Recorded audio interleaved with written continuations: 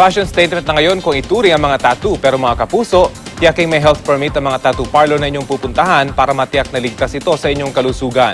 Balita hatid ni Tina Panganiban Perez.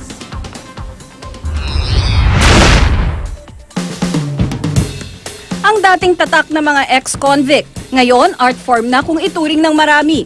Mula sa mga artista hanggang sa mga ordinaryong tao, marami na ang mga nagpapatattoo ngayon. Pati body piercing, kinahihiligan na rin ng marami. Madali ring makahanap ng artist. Mag-surf lang sa internet, marami nang makikitang pangalan. Pero nangangamba si Senator Miriam Defensor Santiago na baka ang iba nakikiuso lang at di alam ang mga posibleng masamang epekto ng pagpapatattoo at body piercing mula sa impeksyon hanggang sa HIV. Kaya naghain si Santiago ng panukala para ang mga nagtatattoo at body piercing kailangang kumuha muna ng permit sa Department of Health.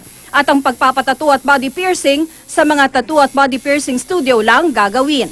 So we're just helping these young people to be more careful of their safety and their hygiene. Sangayon dito si Delphine Maru Plata, tattoo artist at may-ari ng tattoo studio. Sa positive side, okay, mas maghihigpit sila, mas mahihiwalay talaga yung mga nagtatato, mas mapapractice na yung healthy and safety tattooing procedures. Maghihigpit, sobrang higpit naman, mas dadaming mga tattoo artists na mawawala ng shop. Tsaka mas susugal sila sa underground tattooing na mga fly-by-night. Bago pa raw ihain ni Santiago ang panukala, sumasailalim na raw siya at iba pa niyang kasamang tattoo artist sa mga training sa DOH. Nag-undergo kami ng trainings from sa DOH na mga seminars na regarding about sa mga bloodborne pathogens, about sa mga safety tattooing na rin. Long before pa yung na yun, pinapractice na namin talaga yan.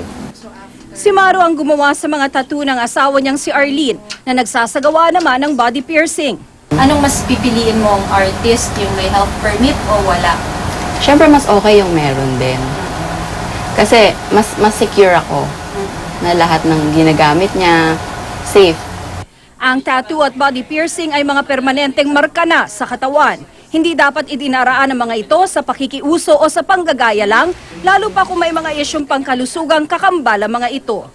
Tina Panganiban Perez, GMA News.